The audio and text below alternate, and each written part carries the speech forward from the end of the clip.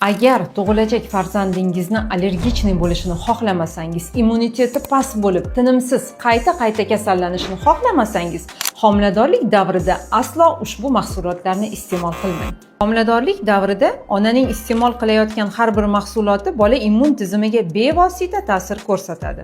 Kimyoviy qo'shimchalar qo'shilgan ovqatlar, uzoq muddat saqlanishi uchun ishlov berilgan mahsulotlar, yog'li va qovurilgan taomlar, shuningdek, shakarli ichimlik va pishiriqlar homila uchun eng katta xavf manbaidir. Ular nafaqat bolaning immun tizimini zaiflashtiradi, balki organizmda allergik jarayonlarni tezroq boshlab yuboradi. Natijada chaqaloqda teri kasalliklari, atopik dermatit, toshma, ekzema, ovqat hazm qilishdagi muammolar, ich ketishi, ich qotishi, qorin dam bo'lishi, qorindagi og'riqlar kuzatiladi. Nafas yo'llari allergiyalari, astma, allergik rinit hattoki vujudga kelishi mumkin.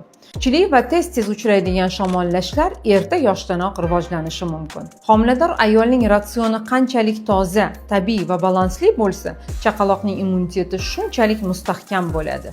Shu sababli ham vrachlar homiladorlik davrida allergen yoki zararli mahsulotlarni iste'mol qilishni qat'iyan tavsiya etishmaydi.